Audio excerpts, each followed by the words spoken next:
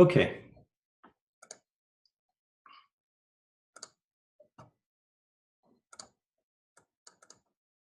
ok. Entonces vamos a empezar. Como siempre les digo, me gusta tener esta diapositiva aquí para las personas que nos van a escuchar luego, que es su primer mensaje, su primera enseñanza, ¿no? Y la escuchan por YouTube, ya que hay personas que están escuchando de otros países. Entonces me gusta siempre recapitular estos puntos. Número uno, te debe evadir las distracciones y enfocarse en el tema, porque son temas bastante profundos y es como una tela de araña con diferentes niveles, ¿no? Entonces hay que tener cuidado, ¿no? Para no caer en confusión, ¿no? Porque hay diferentes temas que se van a traer y más en el día de hoy vamos a hablar de diferentes personajes claves del primer siglo.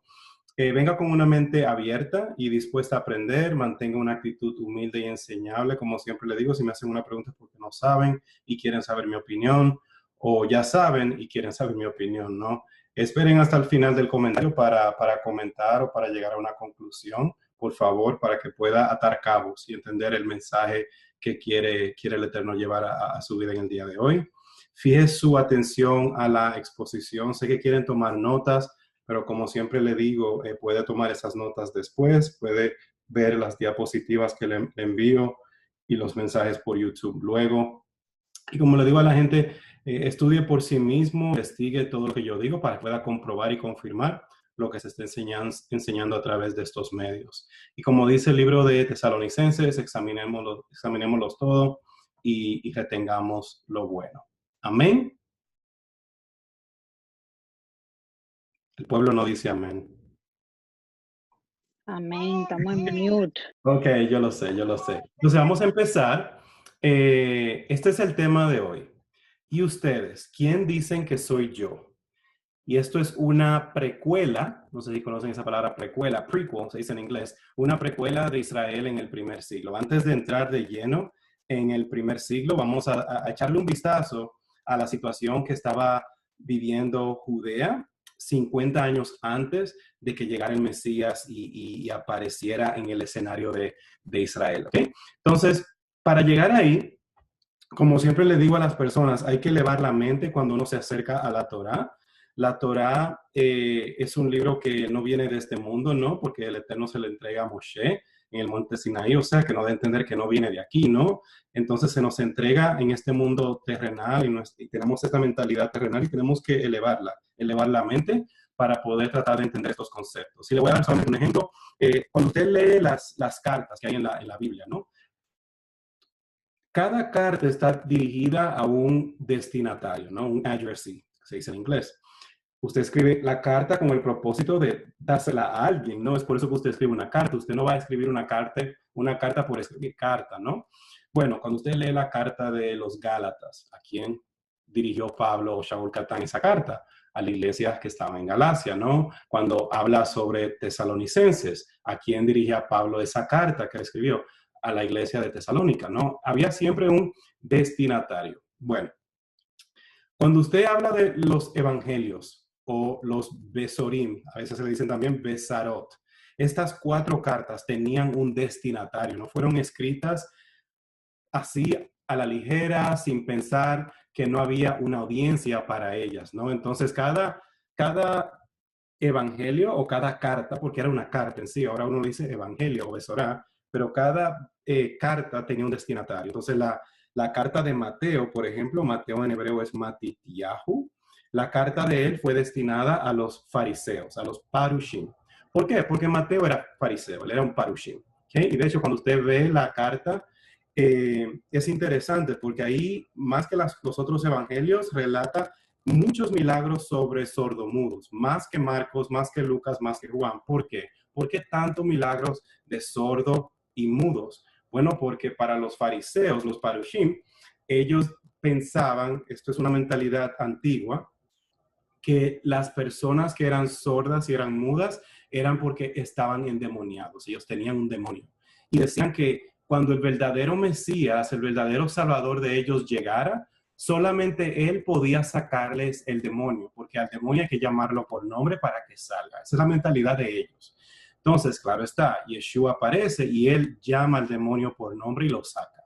Entonces, esa es la idea, el concepto de fariseo, ¿no? Esa carta está dirigida a ellos. Entonces, hay que tener cuidado cuando uno lee esa carta porque hay conceptos parushines, si se le puede decir así. Y de hecho, hay 7 tipos de fariseos en el primer siglo.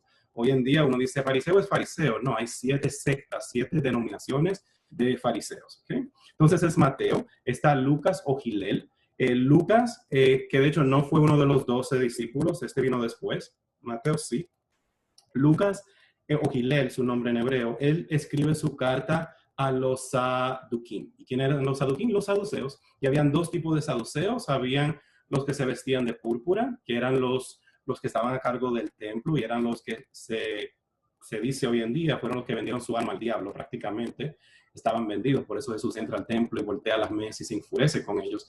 Y habían otro tipo de saduceos o saduquín que se vestían de blanco, ¿no?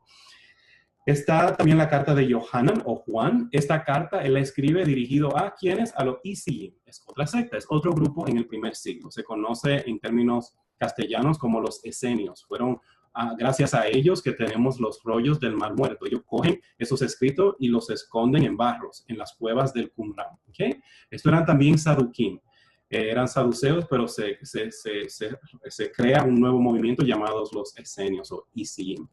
La carta de Meir o de Marcos es una carta que él dirige al pueblo general, al pueblo común, o sea, no es a los saduceos, no es a los fariseos, es dirigida a todo el pueblo común de ese tiempo. Y todo eso tiene que ver con el templo. Acuérdense que el templo tenía el lugar santo, el lugar santísimo, el atrio. Todos estos evangelios eso tienen que ver con esos componentes del templo. ¿Okay? Entonces tiene que tener esa mente cuando empecemos a hablar de ciertos pasajes, cuando empecemos a hablar de ciertas enseñanzas que vienen de estos evangelios o de estas cartas, entender quién que está hablando, hacia quién está hablando y cuál es el mensaje. Porque si no, vamos a comenzar, como me gusta decir, a crear coger textos fuera de contextos para crear pretextos, ¿no? Y eso hay que tener cuidado con eso. Coger un texto fuera de contexto es lo que crea muchos pretextos y falsas doctrinas, porque nada encaja. ¿Okay?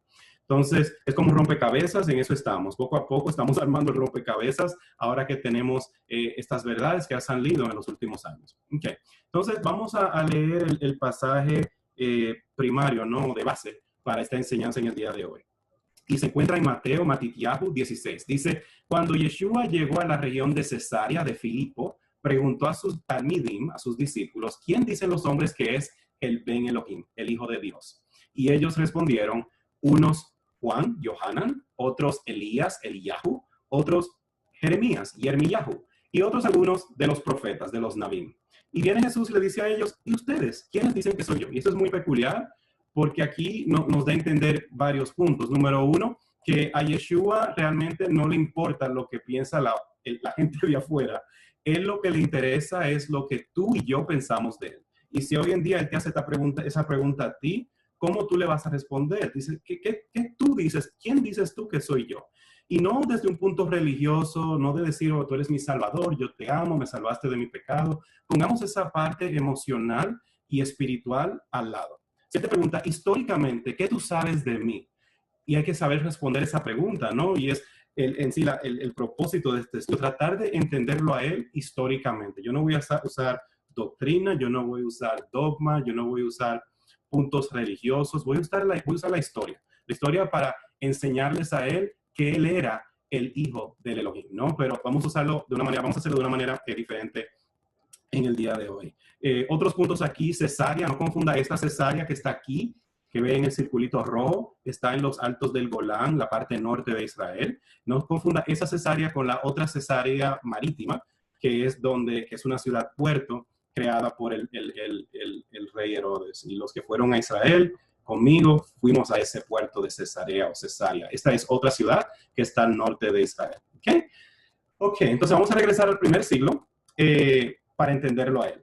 Sin duda, Jesús de Nazaret o Yeshua de Nazaret es el personaje que más influencia ha tenido en la historia humana. No hay otro ser en todo el mundo que ha tenido la influencia que él ha tenido. Y vuelvo y digo, no estoy hablando de un punto de vista cristiano, religioso, espiritual. Estoy hablando de un punto de vista histórico. No ha habido otro personaje que ha impactado la humanidad como él. Tan fuerte fue el impacto que hasta resetearon los tiempos, ¿no? Se comenzó a contar de cero a partir de que nace este personaje llamado Yeshua. Hoy en día, en el 2020, hay creo que 7 billones de personas en este mundo y de esos 7 billones, 2.3 billones son cristianas. O sea, creen que Dios es Jesús, que Jesús es el Hijo de Dios.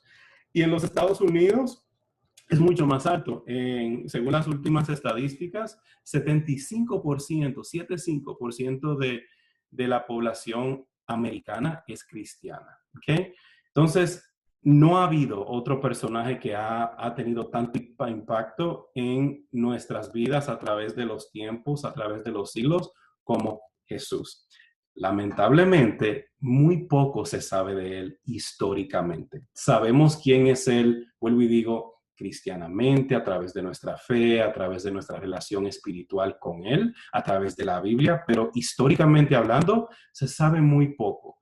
Entonces, da pena, ¿no? Da pena que uno sabe más de personajes como Buda. De Buda se sabe quién era su familia, se sabe cuántos hijos tuvo, se sabe de su esposa, se sabe por qué dejó su familia y se fue, se sabe su propósito. De Yeshua, de Jesús, no se sabe mucho, solamente lo que está en la Biblia y a veces podemos descifrar quién era él a través de otros escritos, pero de eso se sabe muy poco. ¿Okay? Que es muy fascinante eso. Entonces vamos a reconstruir este tiempo en el primer siglo para entender quién era él realmente. Entonces, ¿cómo no lo hace? ¿Cómo podemos reconstruir quién era Yeshua, Jesús?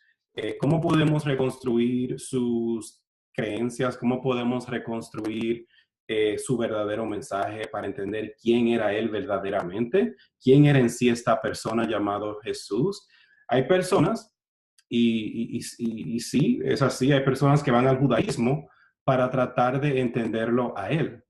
Y esto hay que tener cuidado, ¿no? Porque el judaísmo de hoy en día que usted y yo vemos es bastante diverso, ¿no? Están los hasídicos, están los ortodoxos, están los mesiánicos, están los reformistas y la lista continúa.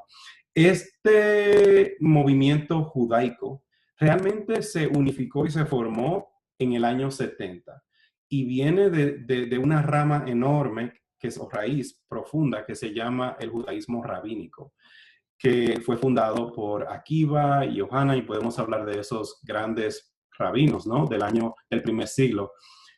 Pero estamos hablando del primer siglo durante el tiempo de Yeshua. Si estamos hablando que el judaísmo se formaliza, se normaliza en el año 70, ¿qué pasó entre el año 0 y el año 70? Entonces, por eso hay que ir atrás, más allá. De hecho, Jeremías pregunta en su carta, dice, preguntad por las sendas antiguas, ¿no?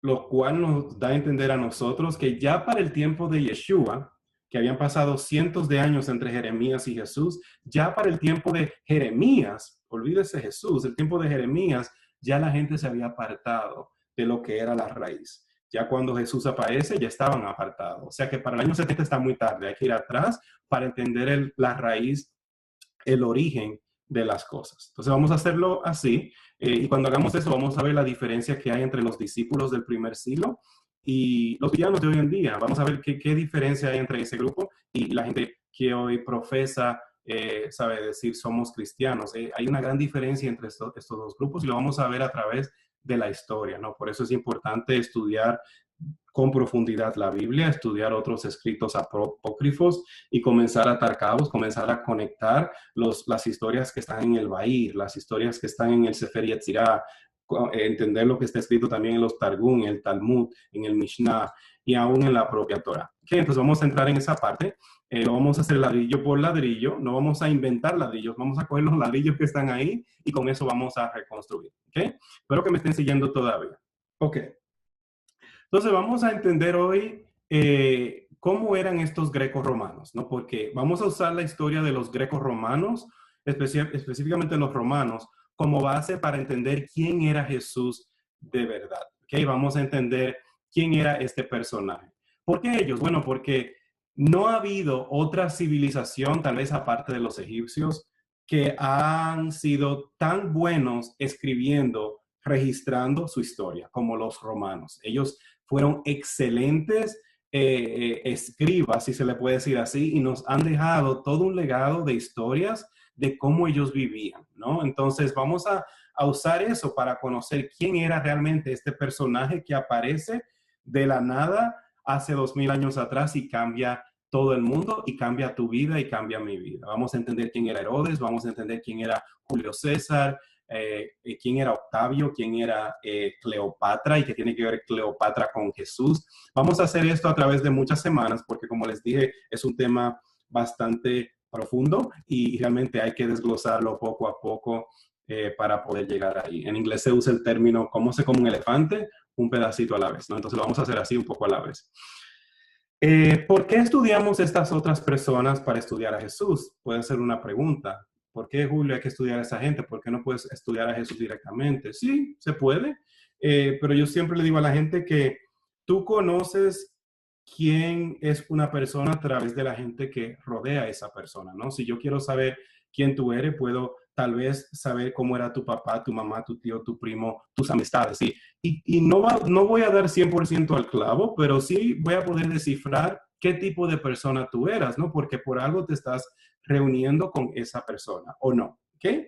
Entonces, a través de otras personas, tú tienes una idea de quién tú eres, ¿no?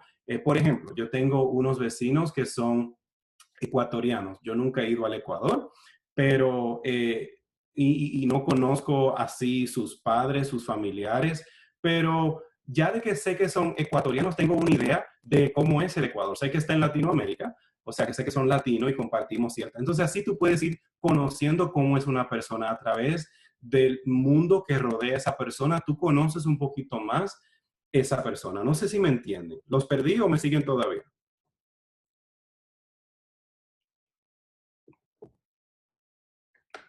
Aquí estamos.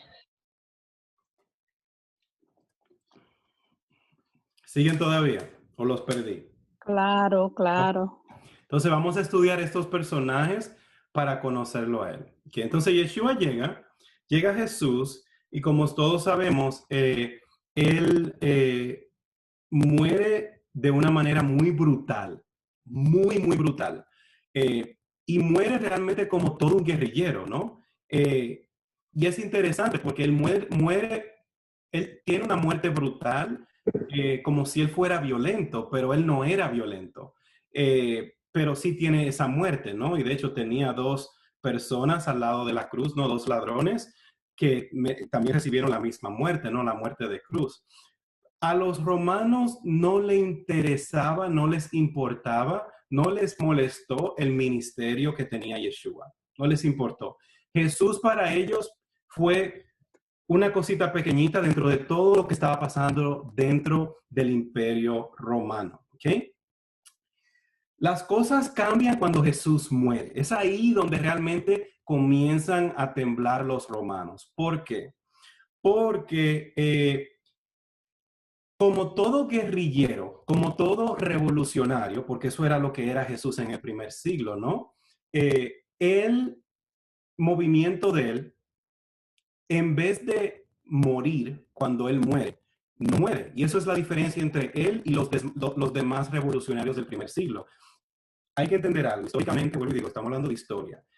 Había más de 40 rabinos en el primer siglo en Israel. O sea, los judíos sabían que el Mesías iba a venir para esa fecha. Ellos lo sabían porque ellos siguen los planetas, siguen lo que dicen los sabios, los astrólogos, ¿no? Ellos sabían que él iba a venir para esa fecha. Eso se estaba esperando. Por eso había más de 40 rabinos. De hecho, había un rabino que le llamaban el rabino de la lluvia. Y este rabino hacía llover donde él estaba, pero nadie alrededor de él se mojaba. Se le llamaba el rabino de la lluvia. Había otros rabinos que hacían milagros, ¿no? Yeshua fue uno de tantos. Por eso es cuando Yeshua se levanta y dice, hey, yo soy, ellos dicen, otro loco más. No les molestaba a los romanos eso, ¿no? El problema fue cuando él muere, ¿no? Porque cuando estos otros 39, cuando ellos mueren, su movimiento cae. Sus seguidores se esparcen, los matan y ahí queda el movimiento.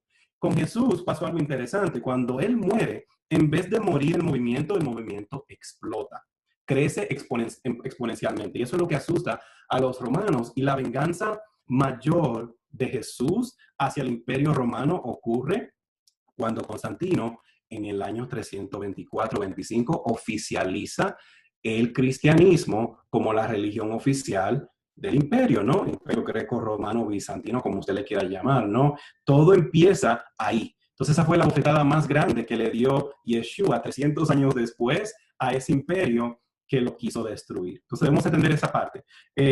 Continuamos. ¿Cómo era ese tiempo? A ver, ¿cómo era el tiempo durante el tiempo de Jesús? ¿No? ¿Cómo era ese tiempo? Valga la redundancia. Aquí le enseño fotos de artefactos que se descubrieron recientemente, estoy hablando de hace 50 años atrás. Se descubrieron artefactos de jarras que usaba la gente en ese tiempo ahí. Sí, alguien levantó la mano, Miquella, sí, dime. Sí, hay un ruido en tu micrófono desde hace un rato. Un ruido. Cuando tú hablas, hay un ruido. No sé si los demás están escuchándolo. Si solamente soy yo, pues sería Sí, mi se problema. oye un ruido. Ok, un ruido como interferencia, a veces se repite lo que tú dices, pero hay como un ruido en el micrófono. Sí, qué pena. No sé por qué, aquí no hay nada prendido. Es por rato, es por ratito que se oye Bueno, ese static. Es como static. ¿Cómo está? Ok. Bueno, voy a ver cómo lo hago. Le pido disculpas. Aquí no tengo nada, no tengo ni siquiera el celular cerca de mí. No sé por qué oye así.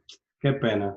Tengo que tratar. Ahora mismo nos está oyendo así. Ahora no se Eso escucha. yo iba a decir, ahora mismo no se oía. Porque por momentos, pero a veces son momentos largos. Discúlpame, que ya. Bueno, Tranquilo, hermano. semana que viene me voy a cambiar para la otra parte de la casa, a ver si eso, porque no es la primera vez, creo que Denise me dijo que lo tenía no hace mucho. Voy a tratar otra parte, a ver si es aquí hay algún alambre o algo que está jalando. Bueno, continúo, gracias. Entonces, cómo era ese tiempo? Bueno, ese tiempo no era como el tiempo de ahora, eran sumamente oprimidos por los romanos. Los romanos tenían unos impuestos sumamente severos. Los romanos tenían costumbre de violar a sus hijas y hijos, porque acuérdense que el homosexualismo en el primer siglo no es como ahora, que es como un tabú. En el primer siglo no, eso lo hacían y no le daba dos pitos lo que dijeran la gente, ¿no? Los romanos eran así de perversos.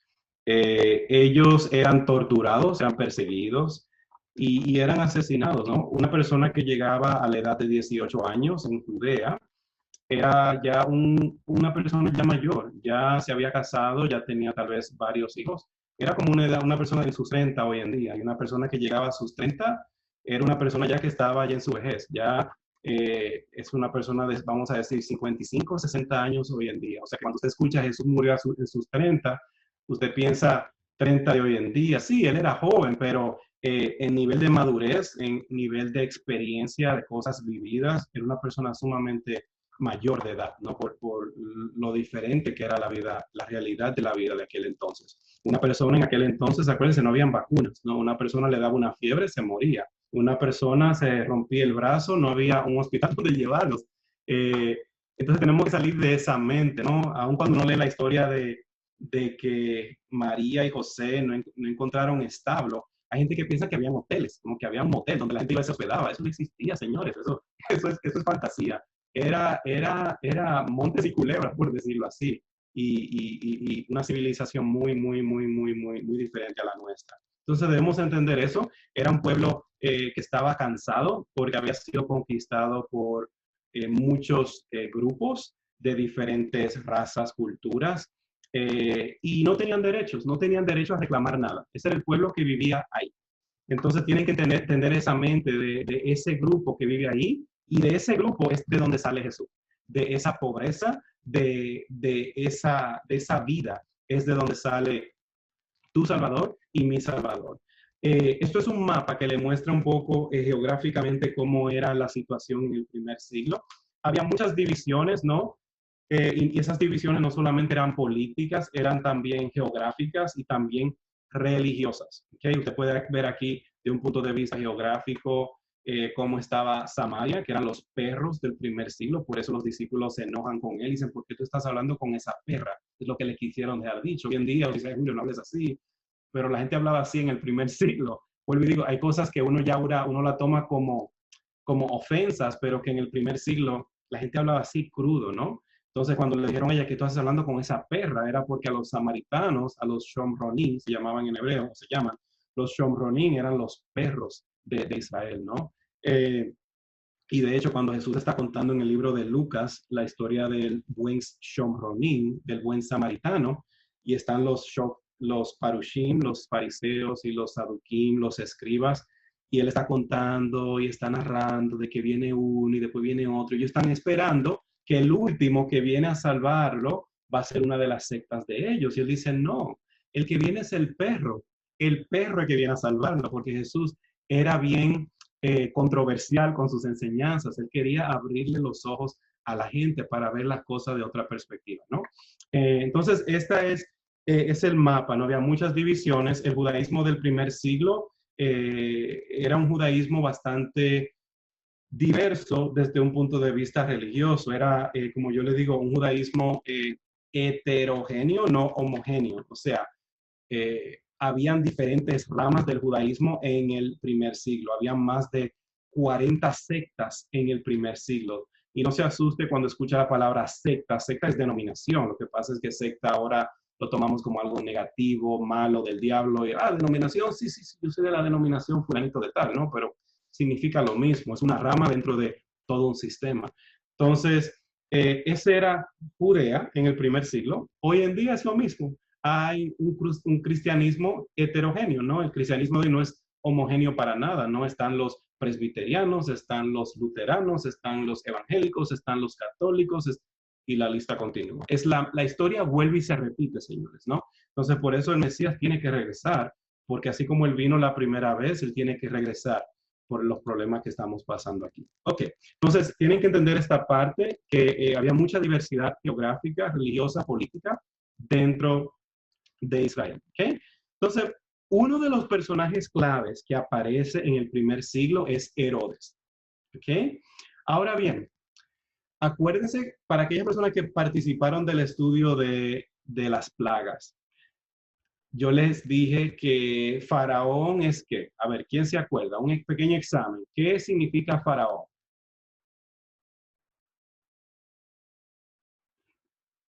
A ver, ¿quién se recuerda? Era opresor. Opresor, pero ¿era qué? ¿Era un nombre o era un título? Un título como presidente. Dijimos exacto, como presidente. Herodes también, Herodes es un título. Entonces tienes que tener cuidado cuando lees la Biblia, porque en su Biblia y en mi Biblia habla de 3 Herodes. ¿Okay? Está Herodes el Grande, así se le llamaba. Este Herodes es el que manda matar a los niños menores de 2 años. Es la historia de María y José. ¿Ok? Esa es la historia cuando nace Jesús. Y el que está reinando en Judea como rey es Herodes el Grande. ¿Okay? Después, más adelante, comienzan a narrar la historia de cuando a Jesús, cuando le están acusando, ya cuando él va a morir, lo llevan ante Herodes. Ese es otro Herodes, no confunda ese Herodes con el otro Herodes. Ese es el hijo del otro Herodes, se llama Herodes Antipa. ¿Okay? Ese es el otro Herodes. ¿Okay? Pero la Biblia, algunas Biblias solamente dicen Herodes, y usted piensa, es el mismo Herodes, ¿no? Porque no conectamos, ¿no? Que eran diferentes tiempos y que había pasado tiempo durante esa era. Y si lee en los Hechos, cuando dice que Pablo fue llevado ante Agripa, no sé si han leído, ese es otro Herodes. Herodes Agripa es el nieto del primer Herodes. ¿Ok? Entonces debemos entender eso, de que hay diferentes Herodes en sus Biblias, en el Nuevo Testamento y con especialidad en los Evangelios y en el libro de los Hechos. Así como estudiamos en las plagas, habían diferentes tipos de faraones, ¿no? Había el faraón de José, había el faraón de Moshe, habían diferentes tipos de esos reyes, ¿okay? Que habitaron a través de los tiempos. Eso es importante entender eso. Aquí le puse los nombres y les pongo también las fechas aproximadamente de cuando nacen y mueren. El único que no se sabe realmente cuándo nació y cuándo muere es Herodes Antipa, que la fecha exacta no hay conflicto de cuándo nació y cuándo murió. ¿Okay? Eso es importante entender eso. Entonces vamos a hablar hoy de Herodes el Grande. Este es del que vamos a hablar hoy en día. Que Herodes el Grande, ¿quién fue? Y por qué él hacía lo que hacía. ¿Okay? Pero antes de entrar en eso, hay que hablar de la precuela. ¿Right? Y yo me gusta usar mucho ese término de precuela porque me encantan las películas, ¿no? Una de las películas que me encanta es El Señor de los Anillos, The Lord of the Rings. Y me acuerdo que las vi todas, a mí a Denise nos encantó, pero me gustó más que The Lord of the Rings, más que El Señor de los Anillos, me gustó cuando salió el prequel, cuando salió la precuela, no porque cuenta cosas que pasaron antes de y que dan la explicación de por qué pasó lo que pasó en la trilogía del Señor de los Anillos, ¿no? O está Harry Potter, ¿right? La famosísima series de películas Harry Potter, ¿right? Muy buenas, pero ¿qué fue mejor que Harry Potter? Bueno, la precuela, cuando salió Fantastic Beasts, right? Que explica la historia del, básicamente, el mentor, el viejito que Harry Potter recibe esa instrucción. Lo cuenta la historia de cuando él era joven, ¿no? Entonces, esta idea de la precuela es muy importante. A veces queremos llegar al primer siglo para, dime, ¿cómo eran las cosas? Sí, vamos a hablar de eso, pero tienes que entender qué pasó antes, porque entonces cuando ya escuchas lo que pasa, va a decir, por eso pasó eso, porque 3 capítulos atrás pasó esta otra cosa. ¿Me doy a entender o no me doy a entender?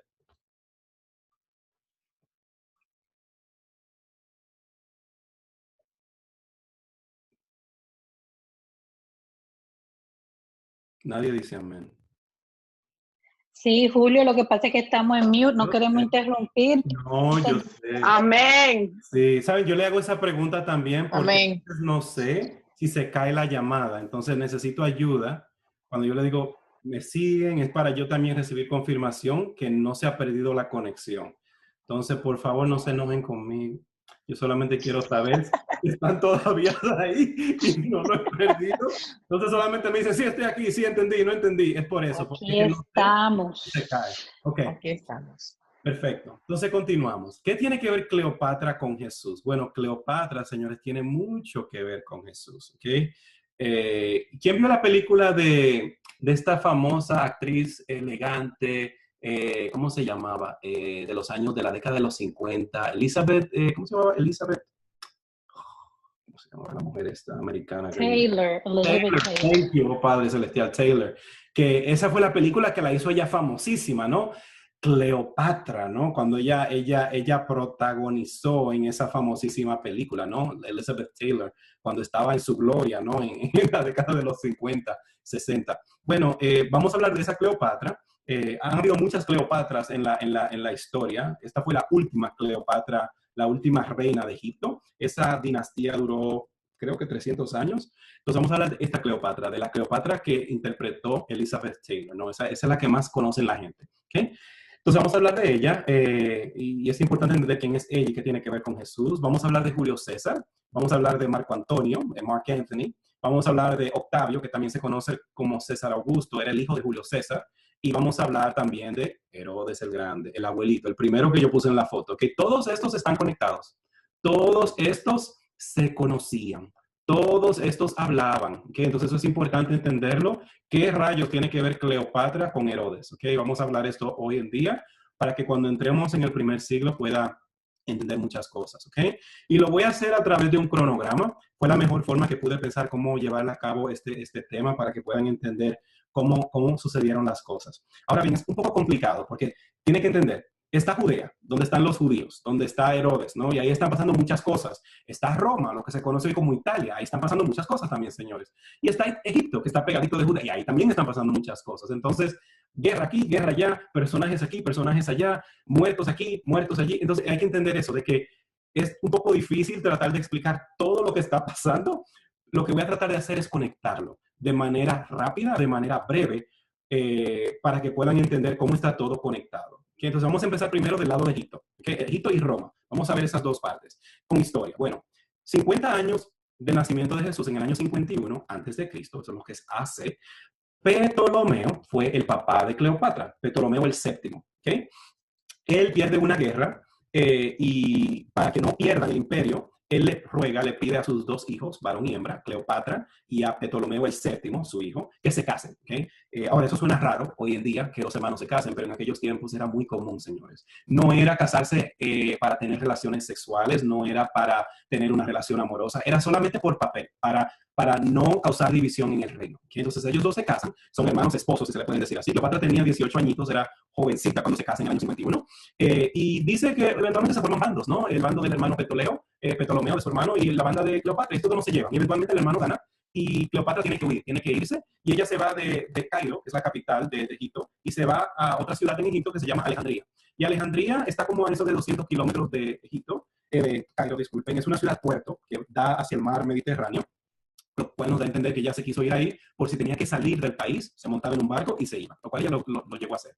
En el año 48, un año después, esto es en Egipto, ¿no? Ahora vamos a cambiar para Roma. ¿Qué está pasando? Bueno, Julio César, el emperador romano de ese imperio, participó en una guerra civil, porque eso pasaba mucho en Roma, ellos se peleaban unos con otros, si había un general que lo ascendían, él se creía mucho y quería pelear en contra del emperador. Eso era muy común en aquellos tiempos. Bueno, uno de los líderes se llamaba Pompeyo, y este Pompeyo, Julio César lo vence y él se va de Roma, y él decide ir a Egipto.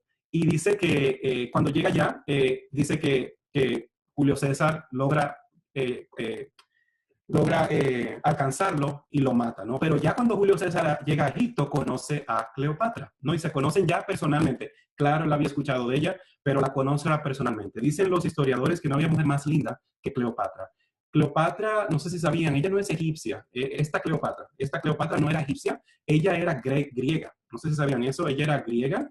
De hecho, tuvo que aprender a hablar egipcio. Ella no hablaba el idioma de ese país. Era más clarita de piel, pero era griega de los macedonios. Era su descendencia greco-romana, si se le puede decir así. Y ella tenía 21 años ya para esto, ¿no? Cuando conoce a Julio César. Y Julio César tenía 52 cuando la encuentra. Y dice que cuando ella sale a verlo a él, se pone una bata de lino blanco, media transparente y no tiene nada de ropa abajo. Y obviamente un señor de 52 años, cuando la ve, se enamora de esta chica y empiezan una relación. Julio César de Roma empieza una relación con Cleopatra. Y vuelvo y digo, esto ustedes espero que lo hayan estudiado en la escuela. Yo no estoy hablando nada de Biblia ahora, yo estoy hablando de historia. Y esto lo estudiamos en la escuela, tal vez se están recordando de cosas que estudiaron en el bachiller o en la universidad. Esto es historia. ¿Okay? Entonces, ¿qué pasa? Dice que estos comienzan una relación y ella da a luz un hijo al año siguiente y este hijo se llama Cesarión, ¿okay? Es el nombre del que le pone en romano, latín, pero el nombre de él en egipcio es este que ven aquí, Ptolomeo César. Y Julio César no lo reconoce porque él ya tiene sus esposas, él tuvo 4 esposas y tuvo hijos. Entonces, él no lo reconoce como hijo, pero sí fue hijo de esa relación. Y de hecho, las leyes romanas permitían que un hombre podía tener relaciones fuera, aún estando casado con su esposa o esposas. En el año 44 asesinan a Julio César. Es interesante esa historia porque él está casado con Capulina, creo que se llama la última esposa. Y ella tuvo un sueño la noche antes y le dijo que tuvo un sueño que cuando él iba a ir al Senado lo iban a asesinar y le rogó que no vaya. Y viene uno y le dice Brutus, le dice uno de los que viene, uno de los generales, le dice, no creas ese sueño, y van y lo asesinan. Y Brutus ya se sabe históricamente que era parte del complot, él estaba involucrado en el asunto y lo asesinan. ¿Qué pasa? Uno de los generales principales de Julio César era Marco Antonio. Y la película de Elizabeth Taylor cuenta la relación entre estos tres, ¿no? Este love affair, triangle, este triángulo de amor entre Julio César y Marco Antonio, donde Julio César coge celos con Marco Antonio porque sabe que ella también está enamorada de Marco Antonio, aunque está acostándose también con Julio César. Y Julio César no puede decir nada porque él tiene sus esposas también, así como Marco Antonio también tiene su esposa. Pero comienza este triángulo. Y eventualmente Cleopatra conoce a Herodes en el año 40, y voy a hablar de eso en la próxima diapositiva. ¿Por qué ella conoce a Herodes? ¿Por qué razón? Vamos a entrar en eso. Marco Antonio se casa con la hermana de Octavio. Octavio es el hijo legítimo de Julio César. Ella se casa con la hermana de Octavio y da un hijo también. Pero es interesante aquí cómo todo se mantiene dentro de la familia. Él sigue viendo a Cleopatra, el amor de su vida es Cleopatra, y aunque se casa con esta muchacha, él sigue enamorado de Cleopatra. Eventualmente ellos tienen 2 hijos, tuvieron 2 hijos que eran mellizos, fue lo que quise poner aquí, no 2 mellizos, un par de mellizos, un varón y una hembra. Y continúa la relación entre estos dos. Eventualmente esa relación le permite a Cleopatra adquirir más territorio, porque ya se sabe que una de las razones por la cual Cleopatra quería tener esa relación con Julio César, siendo reina de Egipto, y la relación con Marco Antonio, era para poder expandir su territorio, ¿no? Entonces, eventualmente sí, le dan partes de Judea, les dan parte de Venecia y otros territorios alrededor. Ella comienza a expandir su terreno. Ya creo que están entendiendo por qué Herodes tiene que ir a ver a Cleopatra. ¿Okay? Entonces comienza un conflicto porque ya, aunque eran amigos antes, Marco Antonio y Octavio, el hijo de Julio César, como siempre en la historia de los romanos, comienza la envidia y cuando hay 2 generales potentes, uno eventualmente va a tener que matar al otro porque los 2 no pueden llegar a ser reyes, ¿no? Entonces Marco Antonio y Octavio se odian, no quieren saber y comienzan esa enemistad entre ellos. Eventualmente Marco Antonio tiene que huir, se va de Roma y se muda de Italia, si le quiere decir así, se muda a Grecia. Tiene que ir a donde está Grecia y allí se encuentra con Cleopatra. Y eventualmente Marco Antonio muere porque Octavio lo va a mandar a matar, a asesinar. Es interesante cómo él muere porque le dicen que Cleopatra murió y no fue verdad, pero le dicen que Cleopatra murió y él va y se mata, así como que se autosuicida o se suicida, ¿no?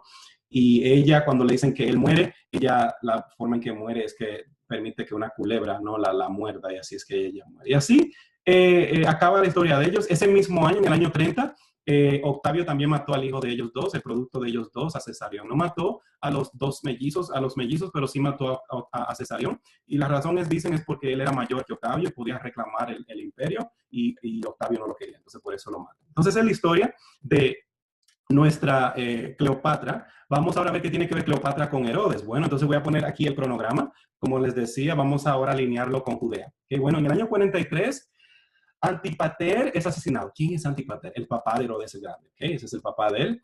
Él lo asesinan en el año 43, que es aproximadamente, cuando puede ver aquí, es cuando aproximadamente, ¿qué dice aquí? Dice cuando Cleopatra conoce a Marco Antonio, ¿okay? Alrededor de ese tiempo. No, disculpe, cuando Julio César es asesinado. Alrededor de ese tiempo, ¿ok? Dice aquí también que en el 40 los partianos invaden a Jerusalén. ¿Y quiénes fueron los partianos? Fue un grupo que no se llevaban con los romanos, ¿no? Ellos tenían sus líos, sus problemas con los romanos y ellos invaden a Jerusalén. Siempre el área de Judea fue una área siempre ha sido una área de conquista, ¿no? Porque estratégicamente está ubicada en un lugar donde si el que conquista a esa área de Judea, conquista el mundo, así es que se dice, ¿no? Entonces, si no son los egipcios, son los romanos, si no son los romanos, son los otomanes, los árabes, siempre hay alguien tratando de conquistar esa área para poder tener dominio de la economía, ¿no? Porque ahí es donde se maneja el comercio y es lo que divide realmente el mundo oriente del mundo occidente, por eso se le dice el Medio Oriente. ¿Ok? Entonces los partianos invaden a Jerusalén, matan al hijo de Antipater, porque Herodes tenía un hermano, eran dos hijos de Antipater, entonces su hermano Fasael lo matan, pero Herodes logra escapar. Herodes el Grande huye y él quiere ir a Roma, porque él quiere que los romanos actúen contra estos partianos. Pero antes de llegar allí, él hace una paradita y él se para en Alejandría, porque aquí está Israel, como pueden ver en el mapa, aquí lo estoy señalando, aquí está Israel. Él sale de Cesarea, del puerto de Cesarea, y hace una paradita aquí en Alejandría, donde habla con Cleopatra. ¿Por qué? Porque Cleopatra lo está tratando de convencer de que si se alinea con ella, ella va a mandar el ejército para combatir a los partianos. Él no quiere el apoyo de ella. De hecho, ella trató de seducirlo sexualmente y él dijo, no, gracias. Y se fue y eso le enfurece a ella completamente. Y él va hacia Roma, aquí a Italia, aquí donde pueden ver la bota de Italia. Roma está aquí arriba. Entonces va de ahí y logra encontrarse con Octavio y Marco Antonio, que cuando en aquel entonces eran amigos, ¿no? Para el año 40 eran amigos. Para el 37 es proclamado rey de Judea, gracias al apoyo que recibe de los romanos. Como pueden ver aquí, esto alinea aproximadamente de cuando Cleopatra expande un poco su territorio. Él quiso ser rey porque veía que estaba ella creciendo demasiado. Entonces quería que por lo menos el terreno que él ya había identificado se mantuviera bajo su dominio, ¿no? Y eso crea enemistad entre Cleopatra y Herodes. Para el año 32, Octavio y Marco Antonio ya son enemigos, dije eso. Para el 29, Herodes el Grande mata a Mariana, vamos a hablar de eso, quién fue Mariana, una de sus esposas, y luego mata a sus hijos, y vamos a hablar de eso también. ¿Okay? Entonces, ¿quién era Herodes como persona? Bueno, él era mitad árabe y mitad judío, y él era de una secta de los judíos que se llamaban los Hasmoneanos, ¿okay? Los Hasmonean Jews. Y tienen que ver con los macabeos, la fiesta de Hanukkah. ¿Okay? Es una secta que tenía más de 200 años viviendo en Judea. ¿Okay? Era una familia, según los historiadores, que controlaban el ámbito religioso, el templo, si se le puede decir así. Era una familia de impostores, una familia que se había puesto en vez del verdadero reino. Y tenían el apoyo de los saduceos, ¿no? Tenían el apoyo de aquellos que vendieron su alma al diablo, a los romanos. Eran los dueños del primer siglo, ¿ok? Y esto es interesante, que él era mitad de ese grupo y mitad árabe también. Era una persona muy poco seguro de sí mismo, dudaba de todo, no confiaba en nadie. A los 65 años ya tenía muchas enfermedades. De hecho, se cree que tenía diabetes porque se le infectó el dedo gordo del pie y no sanaba. Era sumamente obeso, dice la historia, que no tenía ni cuello, tenía papada, no sé cómo que se llama esto, pero no tenía ni cuello de lo obeso que era. Él usaba una túnica, no era pieza de cuero aquí, pero lo puse mal, era una túnica de lino, pero la parte de abajo era de cuero. Y cuando ese cuero le tocaba el dedo rojo, dice que el dolor que él sentía lo hacía llorar. Tenía problemas de respiración, se tenía que sentar de lado porque tenía gangrena en sus genitales. Él estaba completamente podrido por dentro y se dice que era a la inmoralidad sexual que él llevaba en ese tiempo. ¿Okay? Y de hecho por eso muere agusanado y así lo registra la Biblia, ¿no? Ok, entonces este es Herodes la persona, ¿ok? Tenía muchos problemas de salud, ¿ok? ¿Qué más se sabe de Herodes? Bueno, tenía 10 esposas. Él mató a 4 de ellas porque era una persona muy segura. Él quería que le iban a quitar el reinado, ¿no? Entonces las mata. Mató a su mamá también por inseguridad que le quitaran el reino. Y mató también a sus hijos por la misma razón. ¿Okay? Era tan malo que el César una vez dijo, es mejor ser cerdo de Herodes que familia de Herodes, porque mataba a su propia familia. ¿Okay? Entonces ya tienen una idea de cómo era este personaje llamado Herodes. ¿Okay? Ahora, no todo era malo, porque no quiero que piense que todo era malo de él. No, había cosas buenas también. Usted me dirá, Julio, después de todo eso, ¿qué puede haber bueno de Herodes? Bueno, él fue el que construyó el segundo templo, señores. Gracias a él, restauró la gloria de lo que se conoce como el segundo templo de Jerusalén. ¿Okay? Y esa es una réplica de cómo era ese templo. Hay personas que me han preguntado, Julio, yo fui a Israel y yo toqué el muro de los lamentos. Esto que usted ve aquí es lo único que queda de este templo. Esa parecita que usted ve ahí, esa pared pequeñita es la parte oeste, porque el templo había oeste, norte, este y sur, ¿no? Tenían diferentes 4 partes. Esta es la pared del oeste del templo, por eso se le llama the Western Wall, la pared del oeste. Y esto es lo único que queda aquí del templo. Y todo lo demás, los romanos lo destruyen. Todo. No queda nada. ¿Okay? Y obviamente donde estaba el lugar santísimo, que es aquí adentro, lo voy a marcar para que lo vean aquí. ¿Okay? Aquí adentro estaba el lugar santísimo dentro del templo. Aquí adentro es donde los musulmanes ponen la cúpula de oro. Porque esto es de los musulmanes hoy en día. Si usted va, usted no puede ir. Siendo judío no lo permiten entrar ahí. Siendo cristiano no lo permiten entrar ahí. ¿Okay? Es la cúpula de oro donde se sabe que estuvo el arca del pacto, o lo que se conoce cristianamente como el tabernáculo. ¿Okay? En ese local. Por eso está cerquitica y si usted va al muro de los lamentos, usted está parado aquí al frente. Hay como una escalerita que pasa por aquí que lleva a la gente a ver eso, que uno puede ir a verlo, pero no puede entrar. No puede entrar si usted no es musulmán. ¿Ok? Ok, entonces es importante entender esta parte. Avanzo. Ok, avanzo. Voy a quitar esto aquí para avanzar. El otro logro de Herodes es que él es el que crea, construye Cesarea Marítima. Si usted fue a Israel y llegó a ir a Cesarea, a esa ciudad del puerto, fue él que la creó, Herodes el Grande. ¿Okay? Y fue un puerto sumamente hermoso, lindo. Yo vi con mis propios ojos los baños que habían ahí o las ruinas de los baños que quedan ahí. El tipo era un genio 100%, pero tenía muchos problemas también mentales. ¿Okay? Entonces llega Yeshua, entra Jesús, entra este personaje ahora en el primer siglo. Ya tienen el preámbulo, ¿no? De qué estaba pasando políticamente con estos personajes. Y en este lío, en este sancocho político, es que aparece este personaje llamado Jesús. ¿Ok? Me dan un segundo aquí. Ok. Y llega la noticia de que nacerá un niño, ¿ok? Llega la noticia de que de que nacerá un niño a los oídos de este rey de Judea, Herodes el Grande, y siendo una persona muy insegura, dice, espérate, me quieren destronar a mí. Yo luché bastante para llegar aquí, yo tuve que coger a Roma, convencer a Marco Antonio y a Octavio, yo le dije que no a Cleopatra, y ahora viene este mojado a querer quitarme el puesto a mí. Así lo veía Herodes, ¿ok? Entonces, esa inseguridad es lo que lo impulsa a él a matar a un grupo de niños en una aldea, ¿ok? ¿Por qué esa aldea?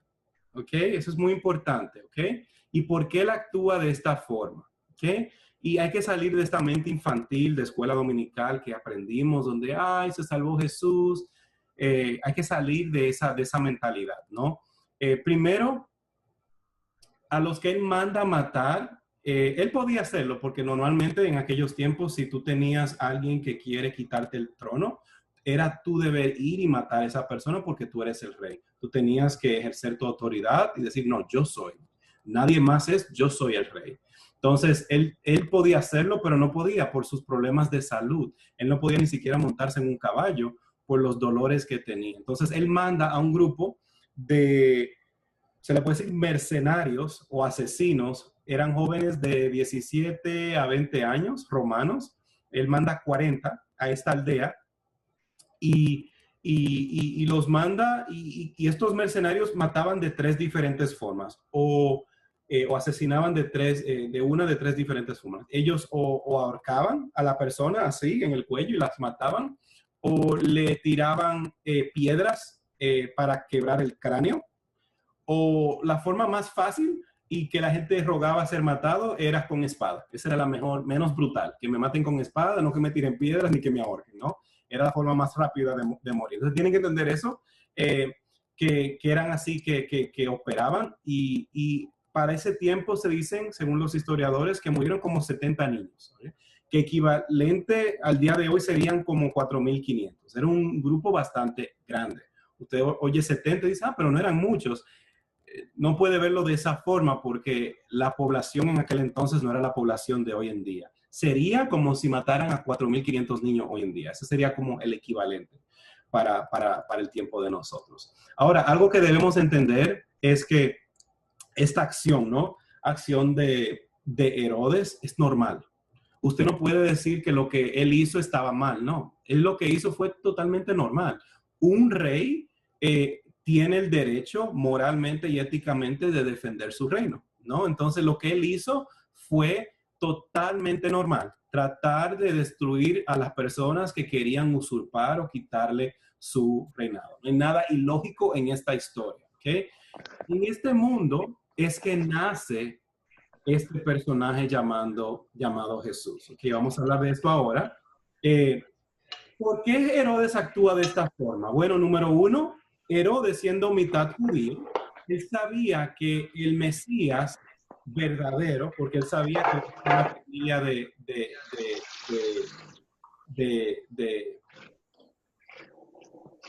déjame ponerlo en silencio. ¿Qué cantidad está poniendo? Para 20 personas. Aquí. Ok. Él siendo mitad hasmoniano, él sabía la historia, ¿no? Él sabía que el verdadero rey, Mesías, Salvador del mundo, iba a venir de la tribu de David. Tribu es familia. Él sabía que venía de esa familia. ¿Por qué? Porque los sacerdotes tenían todas las líneas de David registradas. Los sacerdotes sabían quién era y quién no era. O sea que cuando Jesús nace, ellos ya sabían, señores. A veces uno piensa como que, ay, ellos no sabían. Los sadoquines sabían quién era Yeshua, porque ellos tenían un registro meticuloso de quién iba, de quién era y quién no era. Ahora, ¿sabían realmente que era él? Él específicamente no, pero sabían que venía de esa rama, ¿ok? Porque él estaba rodeado de sacerdotes. Lo segundo era que Herodes sabía que tenía que nacer de una virgen. Y vuelvo y digo, él podía ir a matar a Miriam, pero no podía por sus problemas de salud, ¿no? Pero él sabía eso. Y lo otro que sabía era que el rey de los judíos, el Mesías, iba a venir de Belén. Él sabía eso según la profecía, ¿no?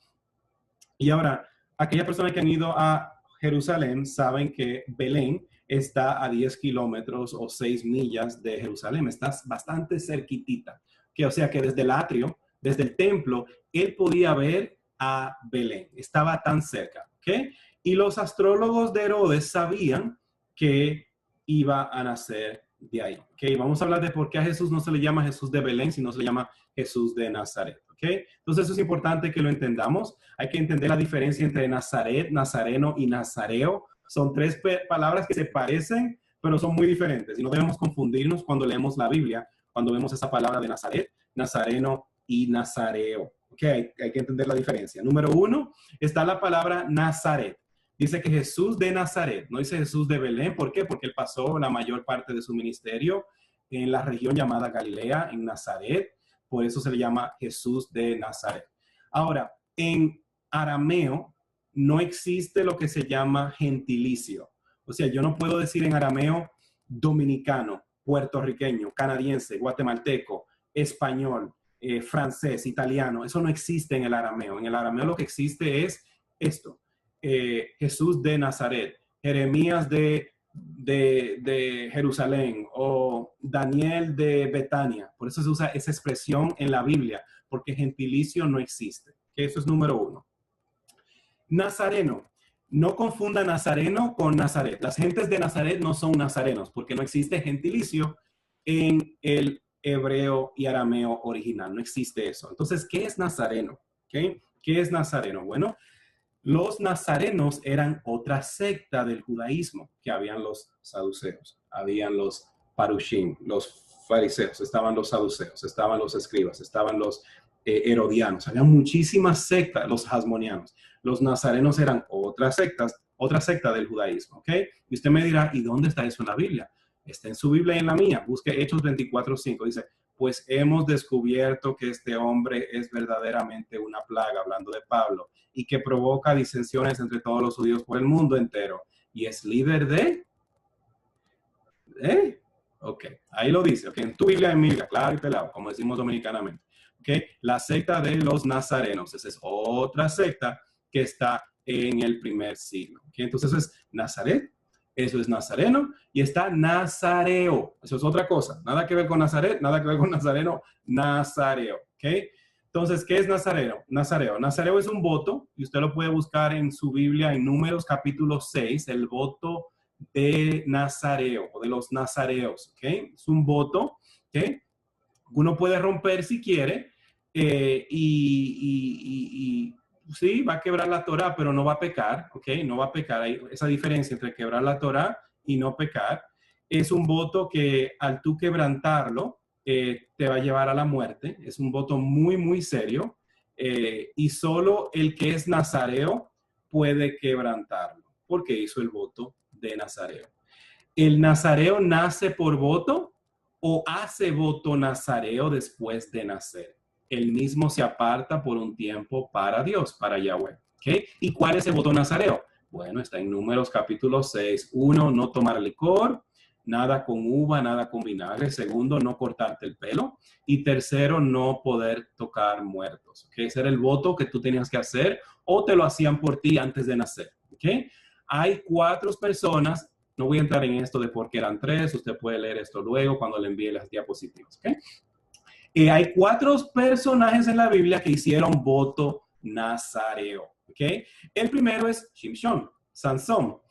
Su pelo, por eso no se podía cortar el pelo, porque hizo voto de nazareo. Su pelo era su fuerza. Ahora, ¿cuál fue su problema? Bueno, que tenía que ver con la inmoralidad que hizo en contra de la Torá, ¿no? Al casarse con la mujer filistea o árabe. ¿Okay? El otro fue Samuel.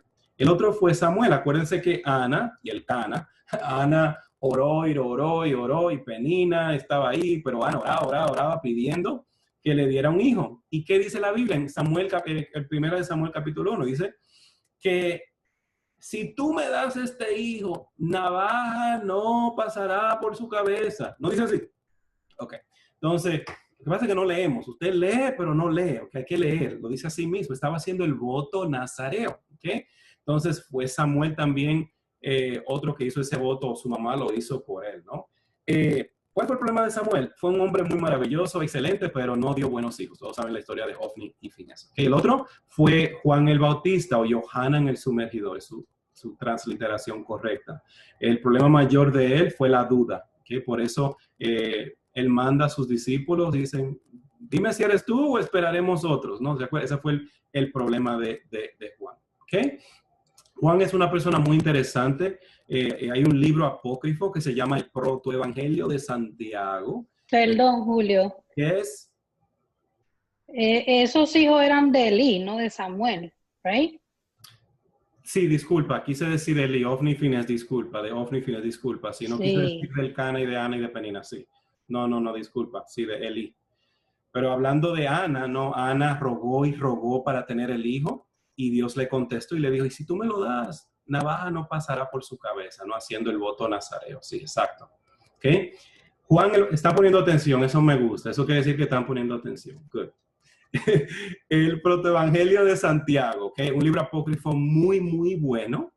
Este libro cuenta la historia de Juan el Bautista. ¿De qué pasa? Acuérdense que Juan el Bautista y Jesús eran primos. No sé si saben eso.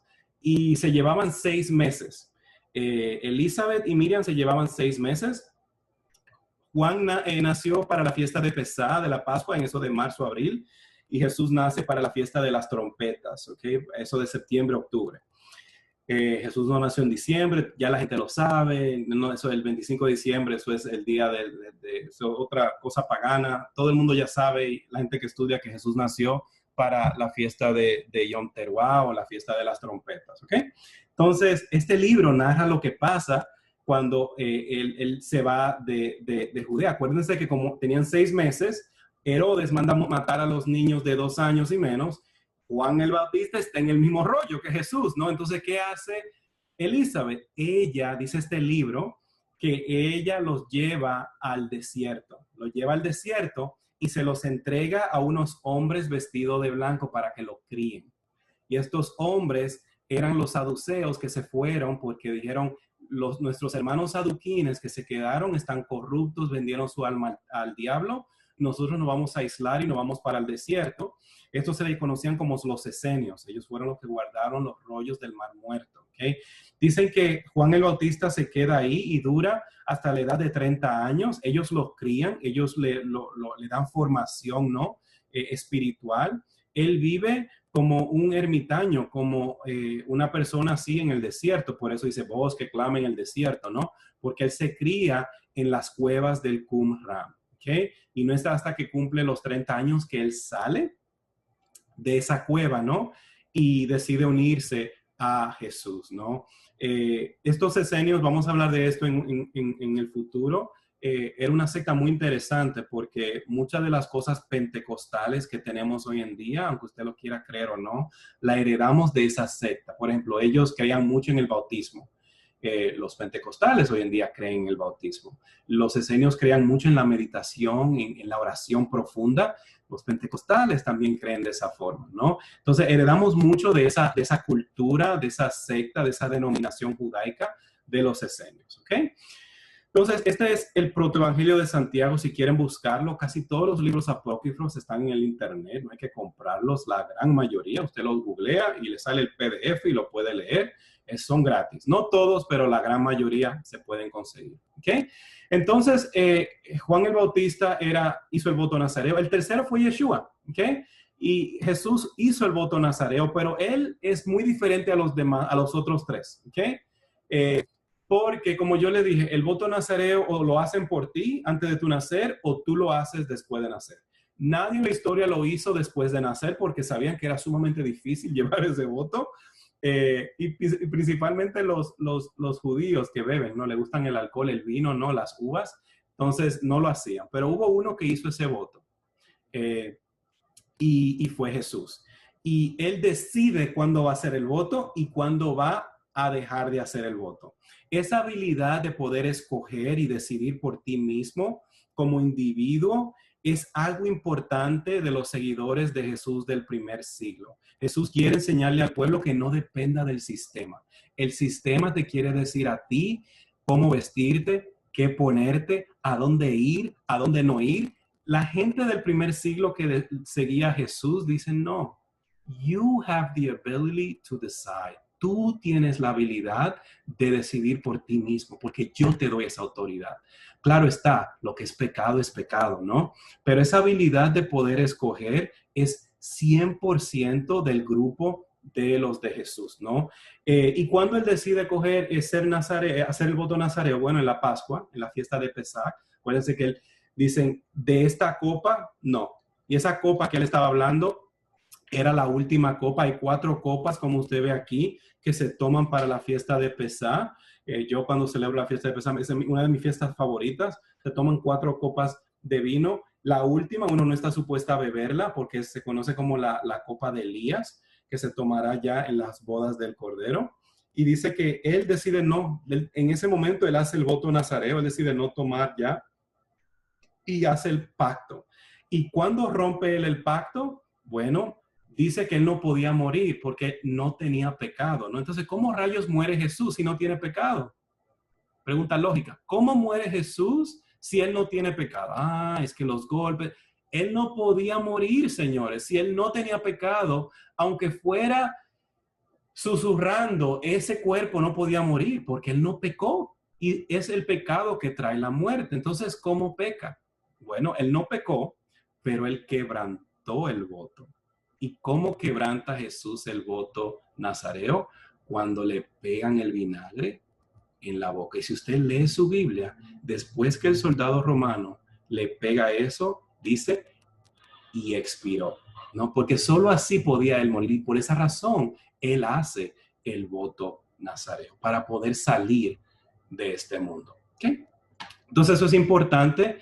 Se encuentran Jesús y Johanna, aunque sí se veían a cada rato. Acuérdense que los seguidores de Jesús y los talmidín o los discípulos de Juan se conocían, eran amigos, pero se reencuentran y la crianza judaica de los esenios más la crianza acuérdense, no sé si ustedes saben eso, pero Jesús era fariseo de formación, porque sus padres, su papá era un fariseo de fariseos. No sé si sabían eso de José.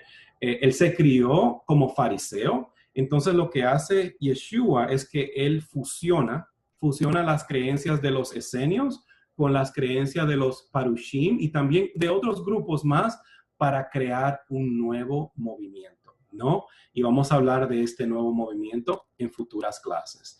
Solamente le voy a dar aquí con esta diapositiva y es la penúltima. Los nazarenos querían que la gente entendiera el poder del uno, de que es posible tener diferencias, ¿no? Los parushines tienen sus diferencias, los esenios tienen sus diferencias, ¿no? Pero en esa diversidad uno puede ser uno, ¿no? Eso es importante para el nazareno. Yahweh quiere que te olvides de ti, de tus necesidades, de lo que tú crees y pienses en el grupo, en la comunidad, ¿no? Olvidándote de ti encontrarás el origen de tu vida y ahí encontrarás la unidad de todas las cosas. El problema es que somos muy individualistas y pensamos nada más en nosotros, ¿no? La Torah nos dice que nuestro origen está escondido en la unidad de todos nosotros. Hay un libro, y acabo con esto, un libro apócrifo, que los padres de la iglesia decidieron no incluir en el canon bíblico porque sonaba muy gnóstico, sonaba muy esenio. Y fue uno de los discípulos de Jesús que lo escribió, Tomás, y esto es un pasaje de ese libro. Dice que preguntan los discípulos, ¿cuándo será el fin de las cosas? ¿Quién llegaré a ser? ¿Cuándo llegaré a ser? ¿Qué debo hacer? ¿Cuándo llegaré a hacer esas cosas? ¿Qué debo hacer? Y Jesús les responde lo siguiente, muy interesante. Dice, ¿por qué preguntáis sobre el fin cuando no conocéis el principio? ¿No sabéis que en el principio está el fin?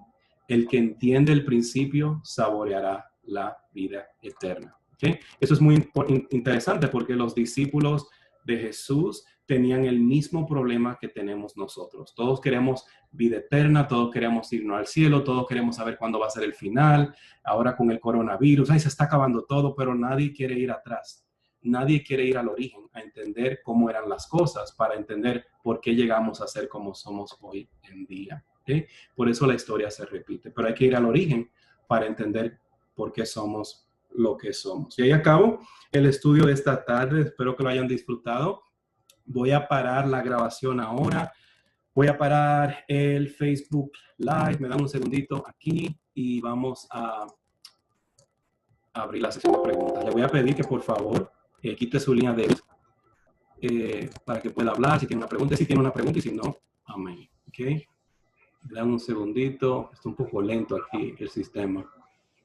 Estoy parando Facebook Live y paré.